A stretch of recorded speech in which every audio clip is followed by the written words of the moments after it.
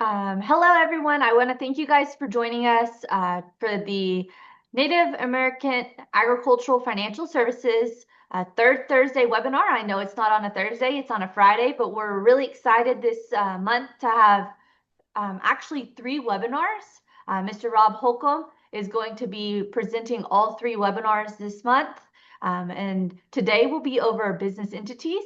Um, this webinar series is what we consider AgFTAP, Agriculture, Finance, Taxes, and Asset Production. It's an education program that seeks to enhance farmer and ranchers' ability to understand and navigate the farm, business, tax, and asset protection decisions for their operations, as well as the important relationships between federal income tax and USDA farm programs.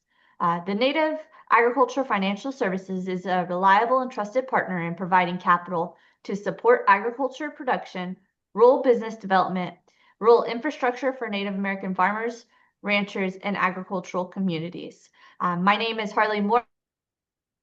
Your presenter today will be Mr. Rob Holcomb. I have a few housekeeping tips that I want to go over. I'm going to stop sharing my screen as I go over these housekeeping tips so Mr. Rob has the ability to start sharing his screen. These housekeeping tips are going to be that this webinar will be recorded. The recording will go on the Native Agricultural Financial Services YouTube channel. I will send out an email that includes a link to this recording so that you have this recording to share with your friends, your family, anybody else that you feel would benefit from this education. Another housekeeping tip would be to please utilize the chat box or the Q&A, or just take notes, because at the end of the webinar series and Mr. Rob's presentation, we will promote everybody to have the chance to speak.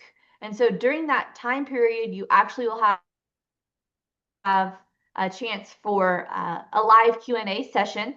But I do want to note that if you do put comments or questions in the Q&A box, those questions will be addressed after the presentation is over, just in the fact that Mr. Rob may answer your question on the next slide. But feel free to utilize that space to help kind of keep your thoughts in order. At this point in time, I just want to thank you guys for joining us, and I'm going to turn it over to Mr. Rob. And Mr. Rob, yes, we can see your screen. Okay, good deal. Good deal. Thanks, Harley. Appreciate the invite and everything. Welcome everyone.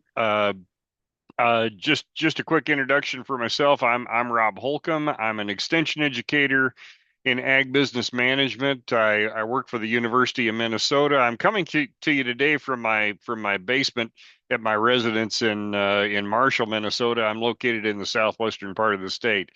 I've done a number of these in the past, and it's always enjoyable to come back and get a chance to do another one. The program that I'm doing today is a curriculum that we've had for a number of years now. And we'll get to some details on that here in just a moment. But what we're going to do today is that we're going to have a discussion on business structures, and because there's different types of business structures that we can implement for the farm business, and they all have advantages and disadvantages, and we're going to talk a little bit about that. Also, talk a little bit about some strategy issues that might be coming into play. Now, the I do. I mean, I have an extension appointment, so contacting me is perfectly fair game. If you have any follow-up questions on stuff, here's my contact information. And what I would strongly suggest, though, is if you are contacting me with a question, it's probably a good idea this time of the year to start with email, because I do quite a bit of teaching, quite a bit of travel, and email catches up with me everywhere. That number rings at my office, but and will roll over here when I'm working remotely. But uh, very likely, if you call that number, you're probably initiating phone tag more cases than not. But next thing is, this curriculum was originally developed under an ERME grant, Extension Risk Management Education Grant, which is funded through USDA. I always like to slap that up there simply because that's where the original money came from for the development of this. Plus, I also want to acknowledge some of our contributors for this when it was originally developed. Rachel Armstrong, she's the director at Farm Commons. They're a nonprofit group. Rachel's an attorney. She's headquartered out of Duluth, Minnesota, but they do a lot of work with business structures and education on business structures and legal matters relating to that. And I'm going to have some her information linked. Her website's going to be listed in the resource material at the end of the program. Also, we utilized our state farm business management program, which runs through Minnesota State. We also utilize those folks in the development of this material as well. Normally I always lead off with this slide, uh, and very simply, what we're saying here is for the producers out there, be a good consumer of professional services. I don't care whether we're working on a tax return or whether we're working on setting up a business entity for the farming operation. If you're doing a tax return, I always think folks that try to do their own return are doing themselves a disservice because their farm returns are really complicated, and just buying off the shelf tax software doesn't ask all the right questions. I've hardly ever picked up one of those returns that wasn't just laced with mistakes. On the business structure side, which is what we're going to talk about today, when it comes to business structures, there is going to be lawyer stuff and there's going to be accountant stuff. All right. You're going to typically need both of those because when you set up the entity, you're going to have an attorney to make sure that that's done right.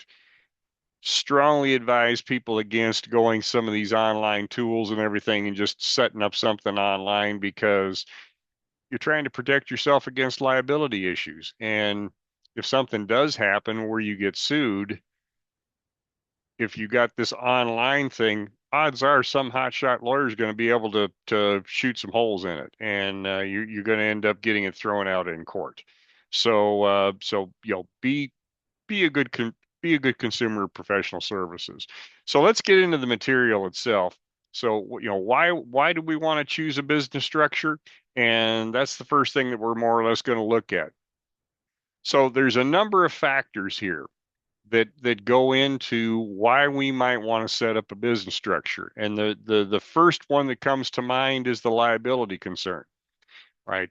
Many times in our farming operations, we might be exposing ourselves to an undue amount of liability.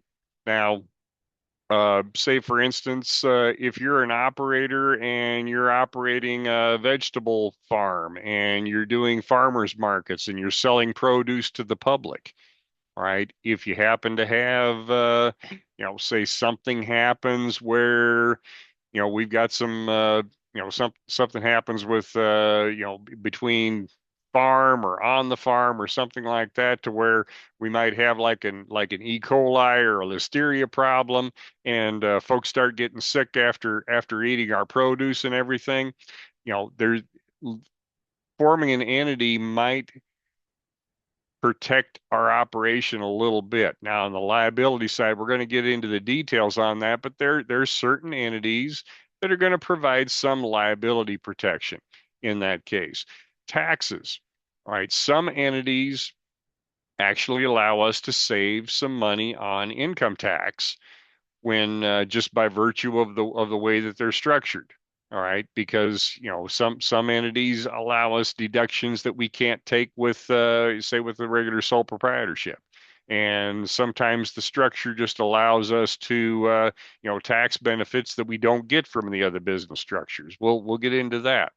Ownership management, we'll talk a little bit about that. That's more or less day-to-day operations and how that works. Plus, we also want to emphasize the fact that if you form a formalized entity, you have to make sure that you're separating the business from the personal stuff. All right, you can't commingle that. If you create an LLC or a corporation, you can't be commingling funds on that. It needs to be completely separate.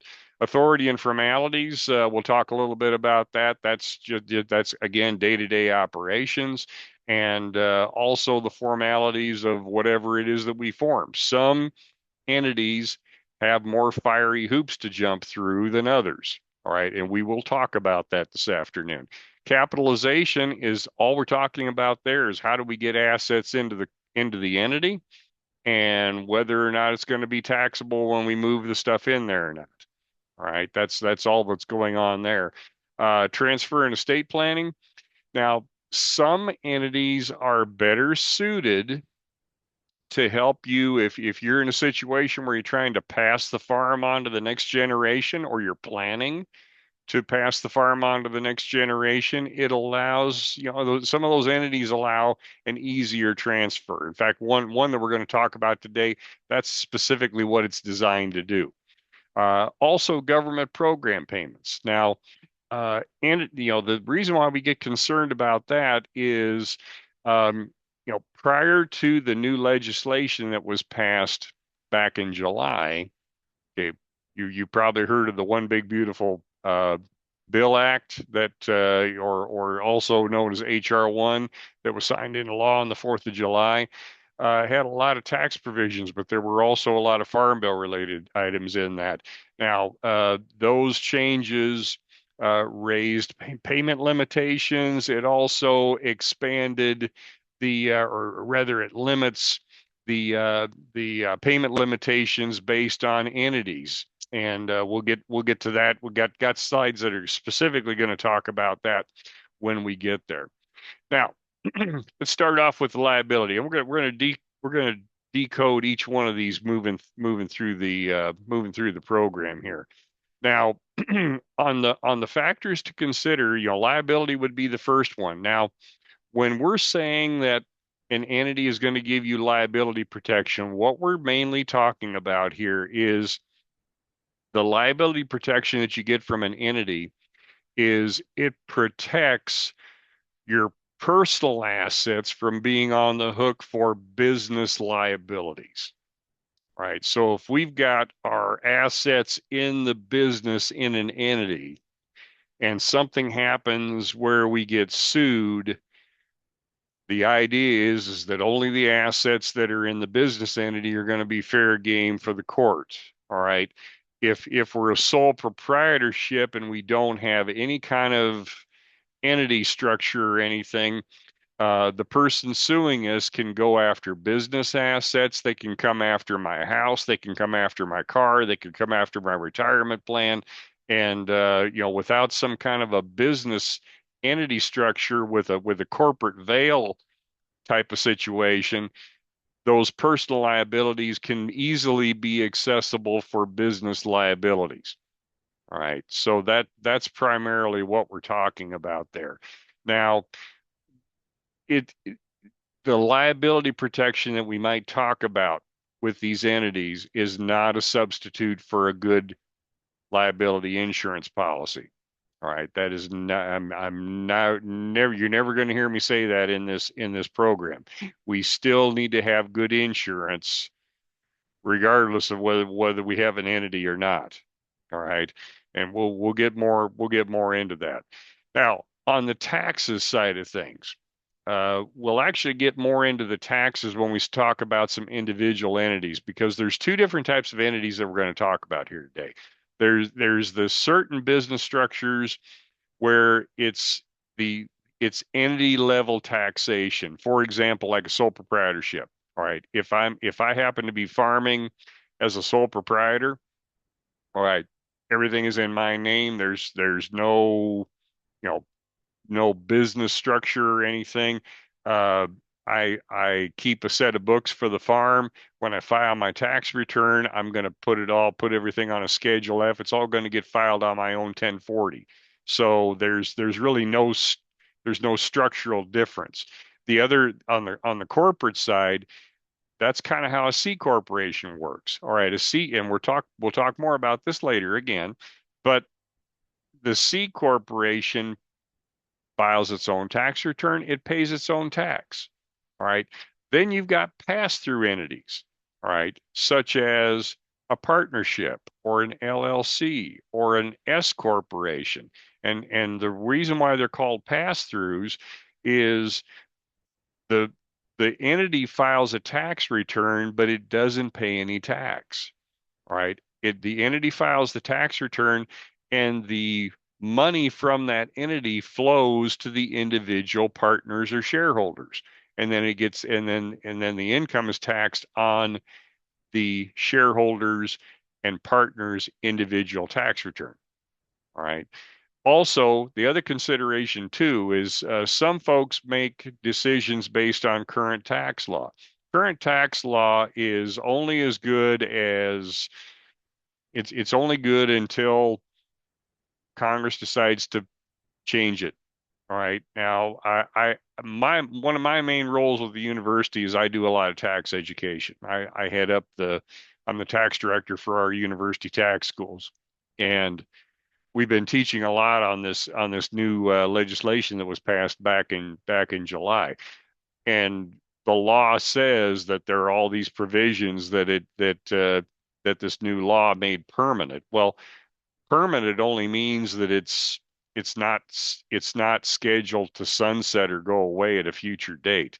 Once Congress gets their head together to where they're going to change it, it'll change. So permanence listed in the current tax code really doesn't mean much because Congress can change that whenever they decide to. All right, ownership. Um, this is another factor for deciding entities. Some entities are much more difficult to work with, or rather, I should say that there's a lot of steps involved. All right. The you know, if you jump to a corporate structure, right, you have to file annually with the Secretary of State in your individual state. You have annual filing requirements with the Secretary of State. You have to, in a corporate structure, you have to uh, ensure that you're not commingling funds between your personal side of your personal expenses and income versus the business. In a corporate structure, you have to you have to keep a notebook of your minutes of your shareholder meetings. And I've been in audits, folks. That's one of the first things the auditors do in a corporation is they want to see the minutes from your meetings. So there's some entities have a lot of fiery hoops that you have to jump through, and some are definitely easier to work with. So it's kind of a give and take on that. We do have the ability in the cases of some like partnerships and LLCs, we can have limited partners and general partners. That's something that we can change, that we can have some flexibility in the system when we're looking at that. Plus, in a corporate structure, we can have voting and non-voting shareholders as well. Right. On the authority, the biggest thing on the authority is getting everything set up because who's your management team going to be? And the other considerations that we always have to think about really hard with this is, are we going to get along with the folks that we're getting into business with long term? Now, I know this is going to be shocking to everybody, but sometimes families have fights. So, when families form businesses, sometimes it works out great. Sometimes there might be disputes and it ends up busting the operation up. So when we set this up, we have to essentially structure this as to who's going to be responsible for certain things. And I've seen family farm partnerships where it may have included both livestock and crop operations. And one sibling might be in charge of the cropping operation, and a different sibling might be in charge of the livestock. And that's how they divide up those duties. So we can get fairly creative with that. On the capitalization side of things, what we're talking about here is how are we going to get assets into this organization? All right. So if we form a business entity and we're contributing assets, how are we going to get those assets into there? Now, most cases, contributing assets to a business entity is not going to be a taxable event. The one thing that you have to watch for in doing that is, any asset that you're going to contribute to a business entity is going to have basis, and we might as well identify what basis is right now. Basis is whatever is left over, or the we're going to self-define this. Sorry, this is a rabbit hole I went down, but go with me here for a minute. All right, let's take a tractor for instance. All right, say for instance, I bought a tractor for utility tractor for $75,000. All right, I paid 75,000 for a tractor, and I've had that thing long enough to where I've depreciated the 75,000 that I paid for it. I've taken that all in depreciation. I've got nothing left to depreciate out of it. That means that tractor has zero basis. All right. If that when I first buy that tractor, when it comes onto the farm, I've got $75,000 worth of basis in that tractor, before I take any depreciation. So as I take depreciation on that tractor, the basis is going to go down. All right. What we have to be careful of is if you put low basis assets into a business entity, and you also contribute the liability associated with it. If the liabilities exceed the basis, that triggers an automatic taxable event, and you're going to have taxable income as a result of that. All right. So, contributing assets, the main thing is you got to be careful contributing low basis assets and also putting the loans into the business entity too. All right. Because if the loan amount exceeds the basis, it's a taxable income event. Transfer and estate planning. We'll get into this. The one entity that we're going to talk about is a family farm partnership, and we'll talk about that a little bit later. But some of these entities do help in the estate transfer. The two that probably are the most common is we've got those that family limited partnership. We're going to talk about that here in just a little bit. Also, I think the corporate structure isn't real bad for that either, because in an S corp or a C corp, we're issuing stock to all the shareholders, and what we can do is upon death, what we can do is we can pass on shares instead of a list of all the underlying assets. All right, which does make things a little bit simpler, and that's something you probably need to talk to your attorney about with regards to your estate plan. But I've always been a fan of the corporate structure, and tying that in with the estate planning. Now, on the government program payments, the pre HR1, the tax bill that was passed July 4th, what happened with entities is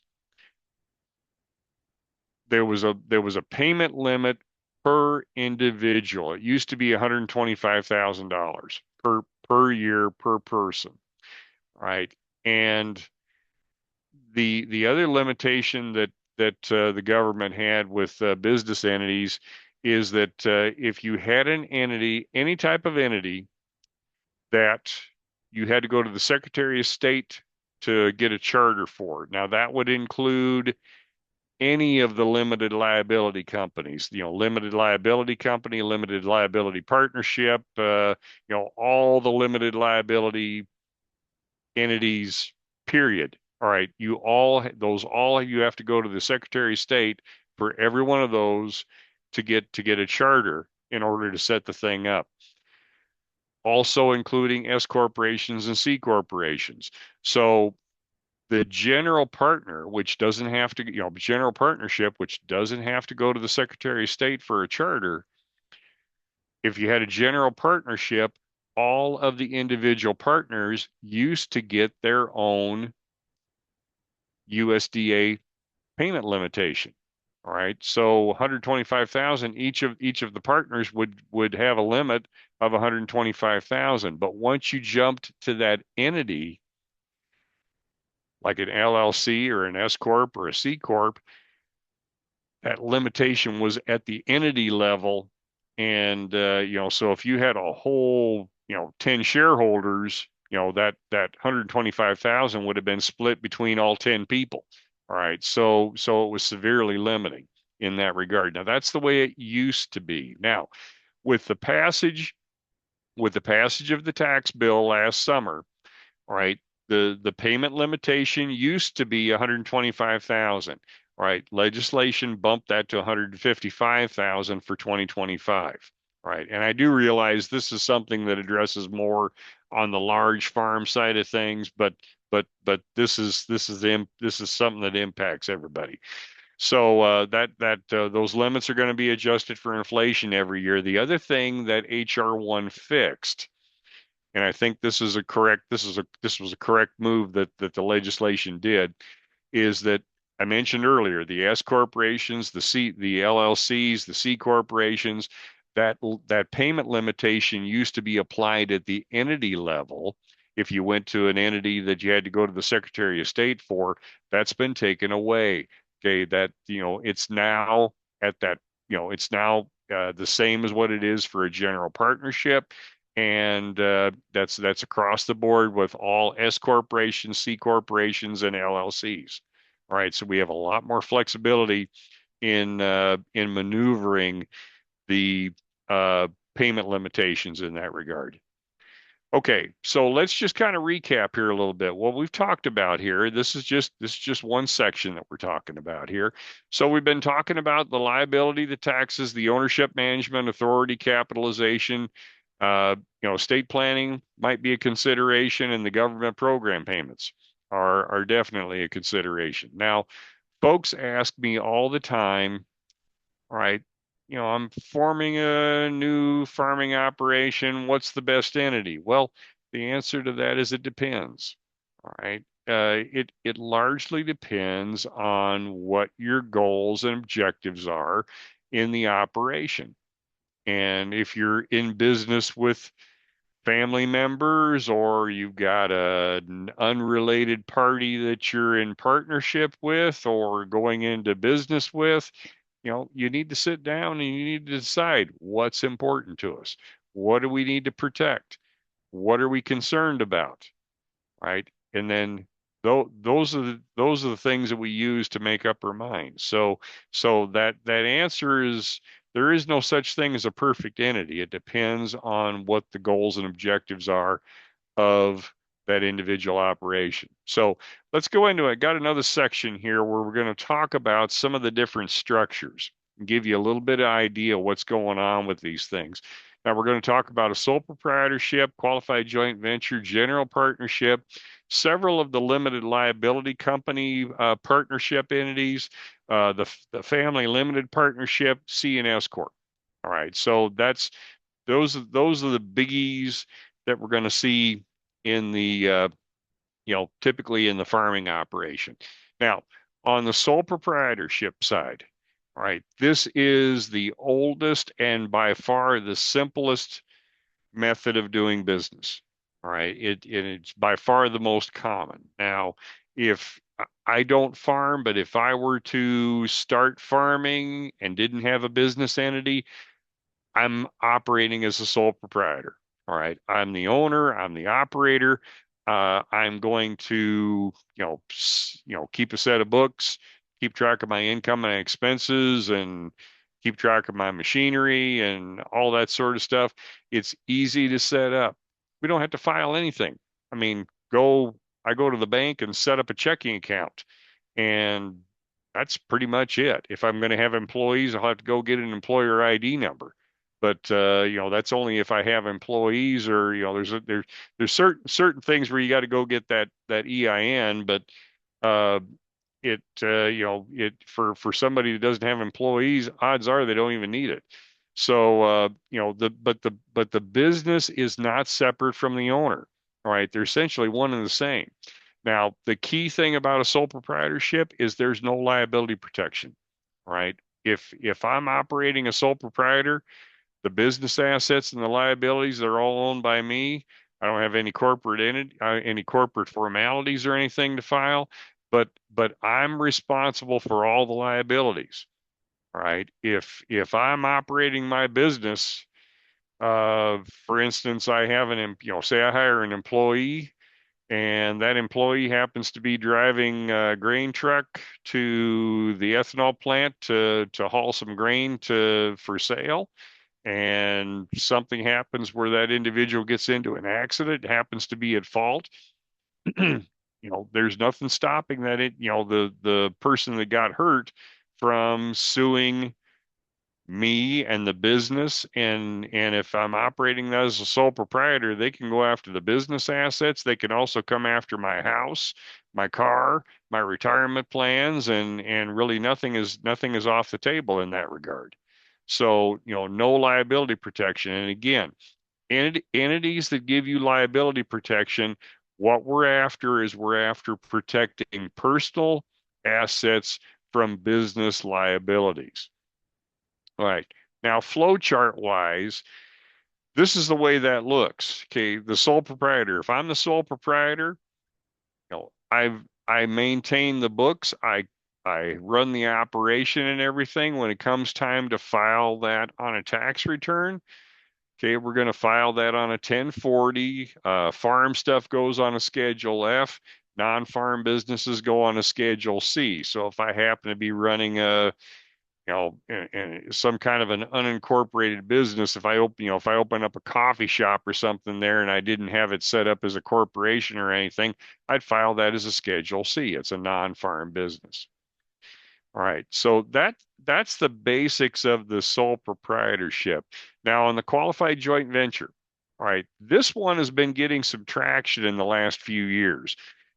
The main reason why, I think, is because uh, the 1960s farming model, at least in the upper Midwest. Now, I know several tribal entities a lot of those have a lot of the tribal entities have maternal leadership in uh, in the tribal organization. But uh, looking at the northern Great Plains here, the qualified joint venture uh, is set up because what we have is we've got an unincorporated business. It has to be operated by a married couple. All right. You have to have a married couple operating this thing. And what happens is it turns out to be a 50-50 split between the spouses. All right. So the way this gets filed, my wife's name is Susan. If Susan and I were going to start farming and we were going to operate as a qualified joint venture, we'd run the operation. We'd probably keep one set of books for keeping track of income and expense for the farming operation. When it came time to file the return, what we do is we split it down the middle, and I'm going to file a Schedule F on the tax return. And by the way, the Schedule F is where we report farm income and expense on the 1040. Okay, I'm going to have a Schedule F with half the income and expense on it. My wife Susan's going to have a Schedule F with her half of the income and expenses on it. All right, it gets filed on the same return. Now, what's the benefit of that? Well, if you look at the 1960s farming model, all right, husband and wife, husband was doing the farming, everything got filed in the husband's name. So the husband ends up getting all the self-employment tax. So he ends up accumulating all the Social Security earnings on just under his name only. Now, if we do this qualified joint venture, both spouses are getting Social Security contributions in their individual names. All right. And over time, I feel that's more advantageous than just putting it into one spouse's name. Right. So that's probably the largest advantage that I see in that. All right. So this is something, it's simple. It's kind of a hybrid sole proprietorship, but it allows both spouses to do that. But the individuals have to be married. All right. Have to be married. Okay, the next entity that we're going to talk about is general partnership, and this is a fairly common entity. Now, with the general partnership, you do not have to go to the Secretary of State to file this thing. All right, you do not need a charter for a general partnership. You just need more than one person. And they decide they're going to go into business together. They might be family members, they might be non-family members, but you got to have more than one person to have a joint general partnership. Now they're typically easy to set up, and the advantages of this is, well, you got more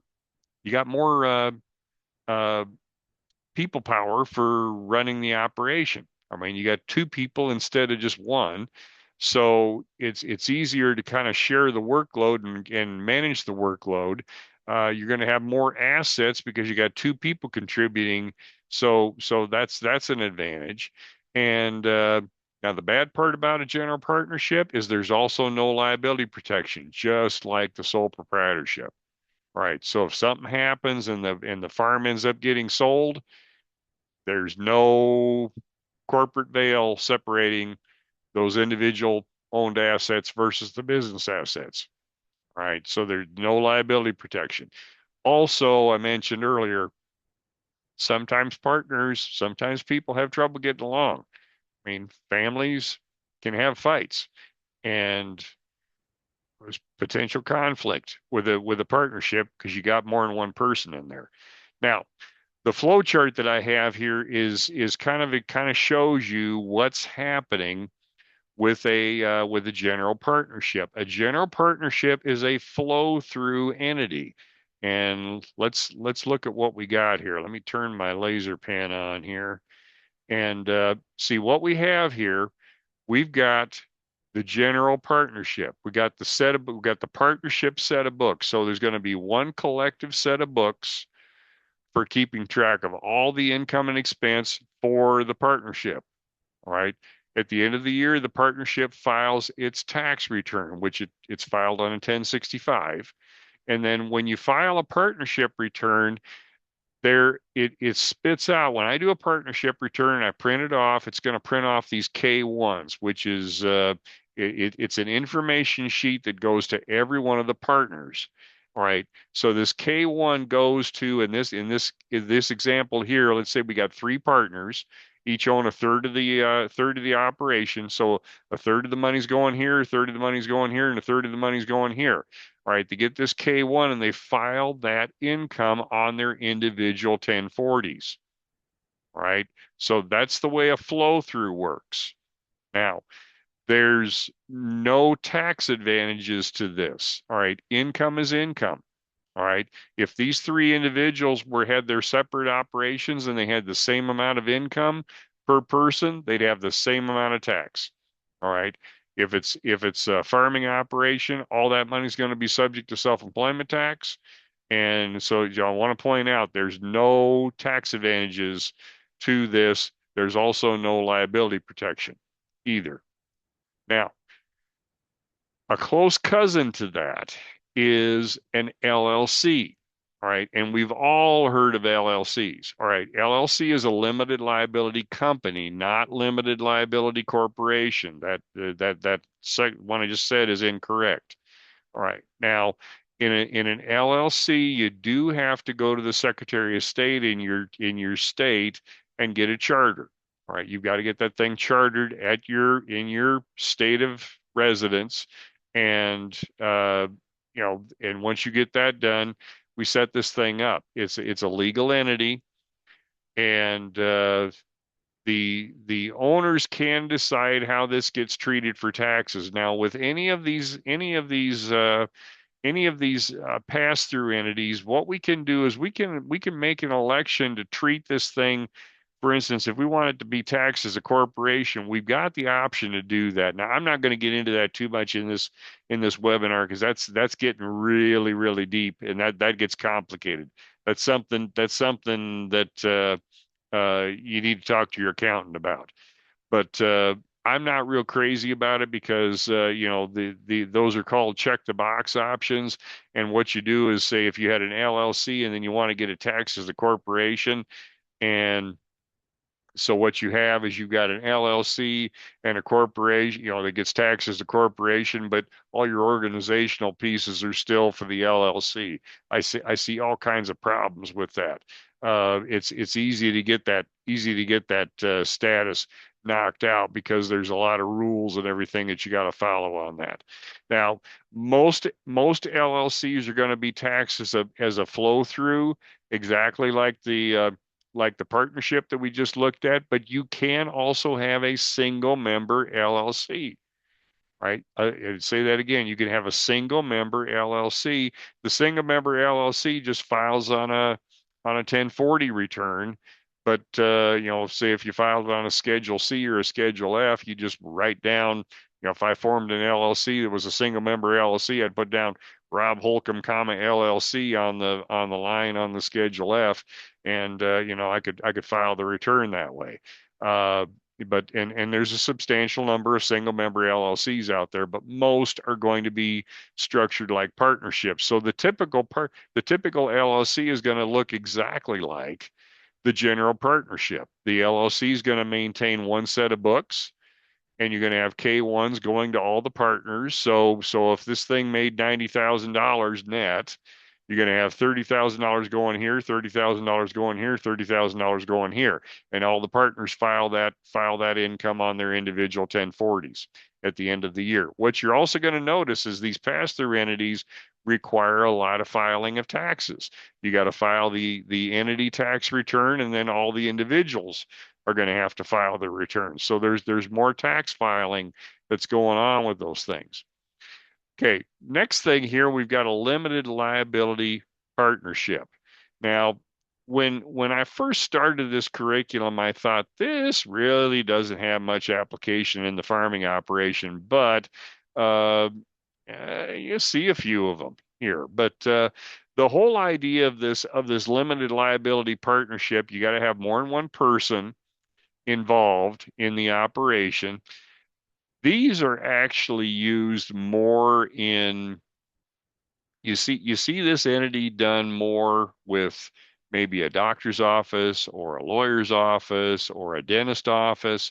And the reason for that is the main premise of the limited liability partnership is that it protects all partners from personal liability for business debts, and it also protects the partners from an other partner's misconduct. All right.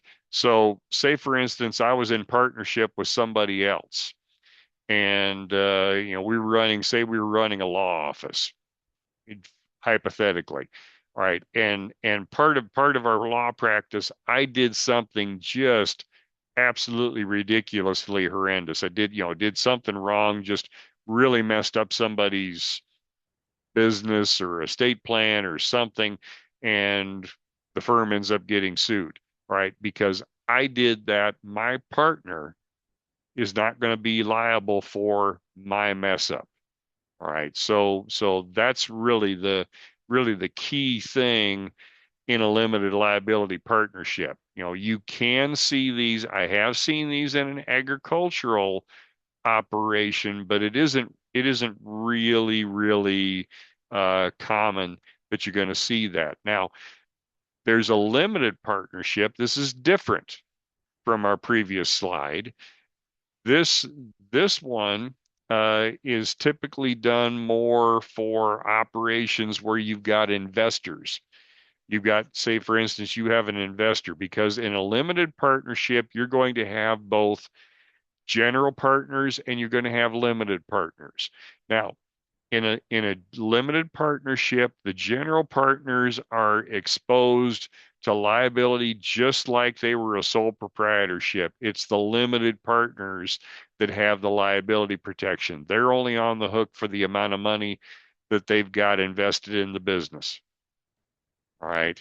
So the main idea behind, most of the time when you're going to see a limited partnership is if you've got an operation with a general operator and they're trying to attract people that are going to invest in the operation, but they're not necessarily going to be involved in the day-to-day operations. Right. That's the main idea behind that.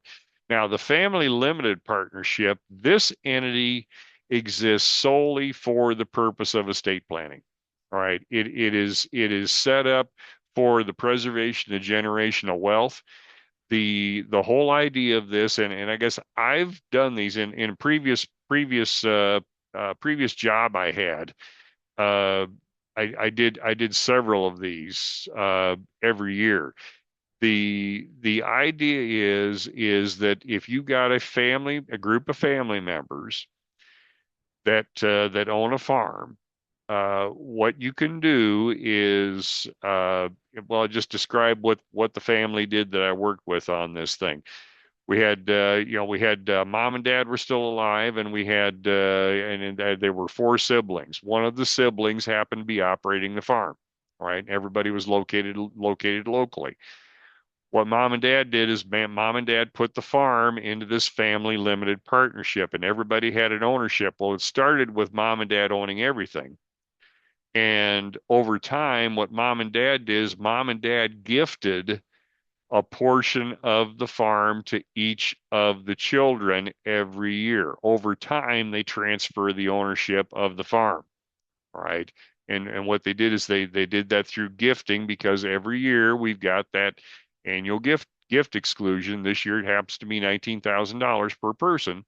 Right. So what they were doing is they were giving everybody $19,000 worth of farm every year, including spouses. So they were able to transfer the ownership over time quite quickly. Right. Because this was a closely held family business, they were able to discount the price of the farmland as well. So several advantages where it allowed them to transfer the ownership, plus it allowed them to discount the value of the land as well. Plus, the other thing worth mentioning, this farm that we were working with happened to be in an urban sprawl area outside a large metropolitan area. So there were developers always coming in there saying, "Hey, we're going to buy this and turn it into houses." So the price that the market price on that land was pretty high. So the discounts helped discount that substantially. Okay, the other entity, now we're going to move into corporations. Now, we'll start with a C corporation. Now, a C corporation, folks, is a living, breathing animal all by itself. All right, living, it's got a C corporation. You can have an unlimited number of shareholders. There's no restrictions on ownership. There's no restriction. We can make different classes of stock. That gives you more options for raising capital. Now this is the same business structure that General Motors is under. All right, so uh, what a C corporation does, a C corporation pays its own tax, it files its own return, it pays its own tax. The only way that it can distribute money to its shareholders is either through paying wages. It can pay rent to shareholders if typically we want to have land outside of the C corporation, and the corporation may pay rent to those landowners that the corporation is using that land. It can also pay dividends, and it can also well, let me run through the list again. It's gonna pay wages, gets money out by paying wages, can pay rent, It can also distribute dividends. All right, that's how you get money out of a C corporation. The bad part about a C corporation is it's double taxation. The corporation pays tax on its net earnings, and then the money that it distributed out to the shareholders, they're going to turn around and pay money and pay tax on that money too. All right, so that's the bad part about a C corporation is you do have the double taxation. The benefit of a C corporation is a C corporation can take deductions for stuff that you can't take a deduction for in other business entities. For instance, I've seen C corporations that put the farmhouse in the corporation. The farmhouse became a corporate asset, right? And they were able to depreciate it. They were also able to, if it needed a new roof or new siding, that turned out to be a farm expense. All right. Now, the bad part of it is when you comes time to just dissolve a C corporation, it's immensely expensive. All right, because you took all these deductions, now you're going to have recapture on all that. Plus, you got built-in gains tax with the C corporation. So, getting out of C corporation can be rather expensive, but but the general day-to-day operations, there can be some big tax benefits to that. So again, not a pass-through. The C corporation files its own tax return, and then the money that comes out of the C corporation gets distributed to shareholders. It's either going to be wages, rent, or dividends. It's going to be one of those three. All right. So a second type of corporation, this one's actually a more common one, is an S corporation. Now, S corporations have to be domestic. All right. And there's only allowable shareholders. Now you're limited to 100 shareholders in an S corporation, plus all the shareholders have to be U.S. citizens. All right. Now, where I've run into trouble with this before is prior to living in the location where I'm living now, I used to live in Tennessee, north of Nashville, and I had the territory that encompassed Clarksville, where Fort Campbell is, and I had a lot of clients that were former military. So, if somebody when they were on military duty happened to marry somebody from somewhere else in the country and they brought them in there, they are not eligible until that person becomes a U.S. citizen. They're not able to be a shareholder in an S corporation. We've run into that. The but Yeah, that's kind of that. Can't have non-resident aliens in there. Now, some of the things about an S corporation. Okay, an S corporation is a pass-through. But what's beautiful about an S corporation, and this is one of the more popular entities that are out there right now. The earnings that go to the shareholders from an S corporation are not subject to self-employment tax, so there can be a huge tax savings with an S corporation. Now, S corporation shareholders are required to get paid a salary or wage out of the farming operation. All right. On that wage, salary, there's going to be FICA and Medicare withholding. That's where the self-employment tax gets paid in an S corporation. All right. So, but the S corporation is required to pay a salary to those shareholders. Have to. There are no ifs, ands, or buts about it. All right. But with both a C corp and an S corp, there's solid liability protection with that. As with, there's also liability protection with all of the limited liability companies. The only thing that I'll backtrack just a little bit on the LLCs. I've talked to Janie Hip about this on a couple of occasions.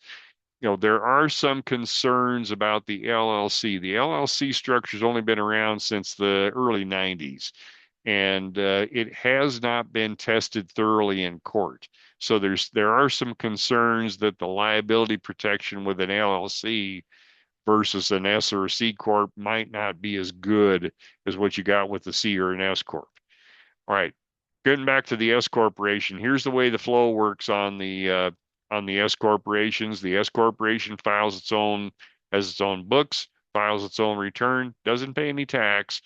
but issues K-1s to the shareholders, and then that's the money that gets reported on the return. But don't forget, in an S corporation situation, you have to pay those shareholders a salary, right? And the amount of that salary, that's a discussion for your accountant.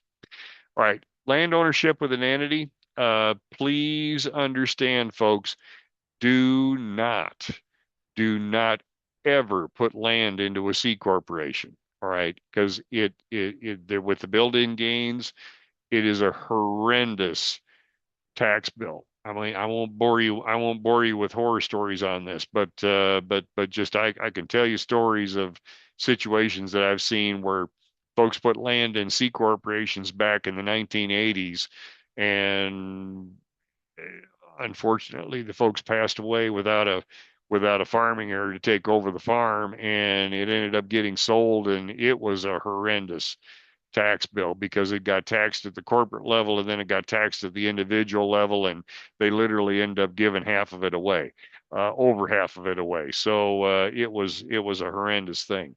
Now, a common situation that we see folks doing, if your state law will allow it, is to maybe create an LLC and put the land into an LLC, and then the corporation would rent the land from the LLC. All right, that's a fairly common thing. Now, that's something to check on state law to do that.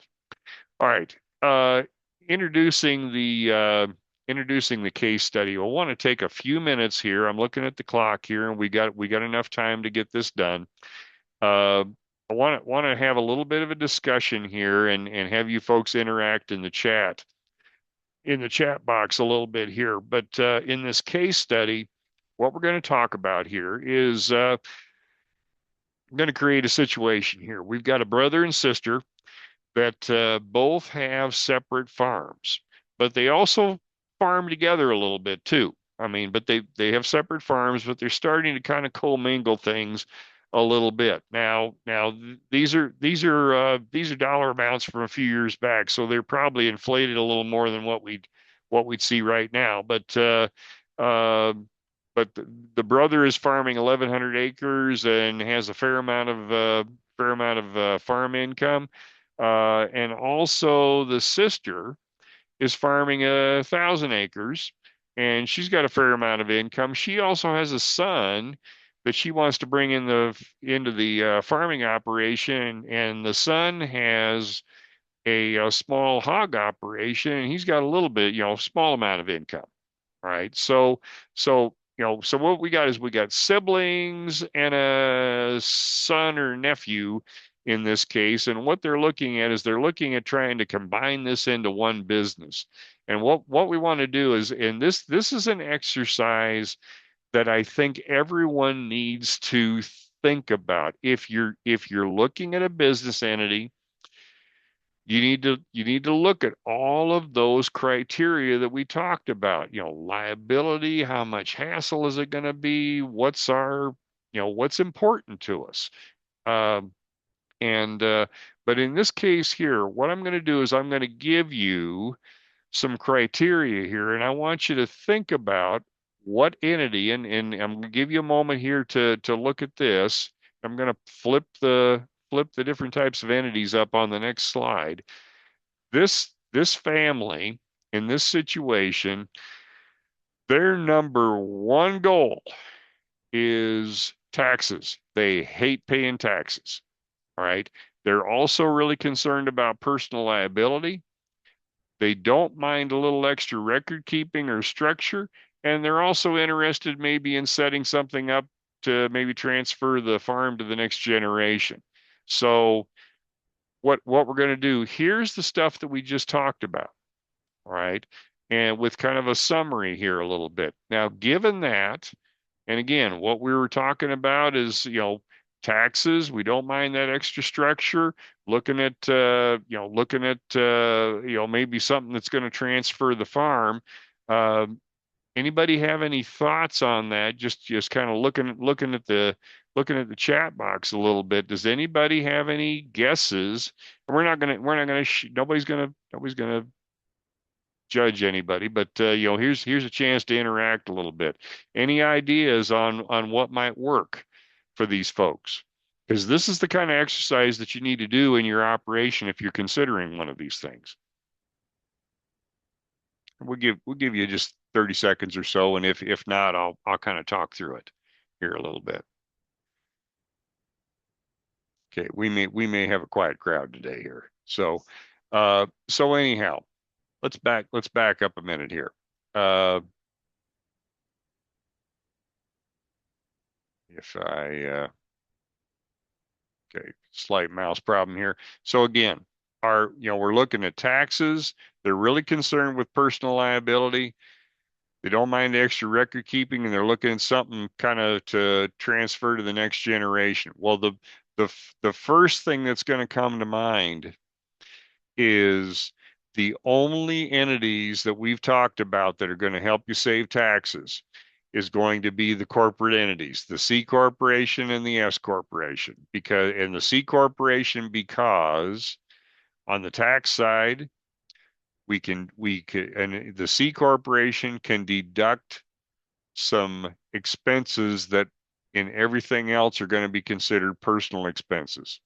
All right. So we have there's additional deductions that we can take with a C corporation that we can't do with other entities. Plus, I didn't mention it. C corporations have a flat tax rate now as well. So if we got a lot of money in the things, they have actually a preferred tax rate on that. All right, the S corporation. Remember, I mentioned earlier that in the case of the S corporation, the earnings that pass through on the K1 are not subject to self-employment tax. So we're saving 15.3% right there. And now the shareholders have to be paid a salary. There's going to be FICA and Medicare withholding on those payments. But folks, let's say we had an S corporation that was making $200,000. And if you were operating that as a sole proprietor or an LLC, you'd be paying self-employment tax on the whole, people would be paying self-employment tax on the whole smash. But if we're doing the S corp, we might only have to pay salaries on maybe 100 grand. All right. We don't have to match the profit level. We can usually pay a lower salary amount. So there's a gap between what was actually earned and the salary that's paid leads to self-employment tax savings. All right. The two probably most popular entities on this list right now is going to be the S corporation and the LLC. I mean, those are probably the two most popular entities that we're seeing right now on the, in the country right now. Okay, for the second discussion, let's kind of do this same thing here. All right, we want to talk about the goals of this family. Okay, wipe the slate clean from the first one. Okay, new set of parameters. Okay, we're mainly concerned with liability protection. All right, we're also wanting the ability to pool assets. The family also wants to do something simple. Folks, these are not the best record keepers in the world. All right. They're scared of corporate structure. They're scared of having too many complicated things with the records. What do you think on the list would work for these folks? And again, we're going to look at this. We're going to look at this same list of items. And I'll give you about 15 seconds if anybody has any guesses on this. Um, and again, I realize we have kind of a quiet group here, but uh, so again, let's go back and look at this. Okay, main thing we're talking about is liability protection. All right, which is going to work for just about anything except the sole proprietorship and the joint venture and the general partnership. Those are not going to fit for our scenario here. Plus, we're wanting something simple. All right. The what I tend to gravitate towards on this would be, initially I would probably label this as the LLC. Now I do want to reiterate there are concerns in some circles about the liability protection of the LLCs, largely because they haven't been extensively tested in court. All right. But the large extent why people gravitate towards the LLC is you don't have the complicated corporate structure. All right. You don't have to jump through all the corporate filings with that. You don't have to keep minutes of corporate meetings along those lines. And it's you still have to keep separate books, but it's the LLC is geared more towards being simplistic as opposed to we could accomplish the same thing in a corporate structure, but the part that wouldn't fit our criteria is that that's going to get more complicated. Now, another common thing that folks will do if with a LLC is folks might start with an LLC, operate that for a while, get used to the books and the business structure and the flow of the work. And then possibly in 5 years, they might bump this thing up to an S corporation, all right, which will get them some tax savings. The very common thing, and that actually is conducive to the learning curve because folks learn how the system works because the S corporation is going to be very similar to the LLC. The only difference really is we got to pay a wage, we got to pay a salary to the shareholders. I mean, otherwise the workflow on this thing is pretty much going to be the same. So, Harley, that pretty much wraps up what I've got to do. I guess do we have any? Was there anything in the Q&A or anything that was out there? I didn't see anything in Q&A. I'm going to start promoting everybody to be able to talk. Okay.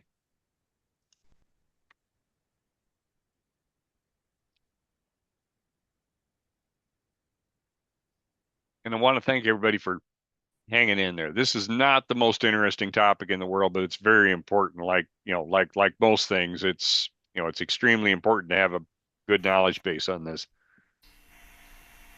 I 100% agree. Everyone should have the ability to talk. If you guys have any specific questions for Dr. Holcomb, feel free to just speak up. I see that there's a chat that for Miss Donna that it was really informative. Thank you, Miss Donna, for that comment. We really appreciate that. Um, does anybody have any questions?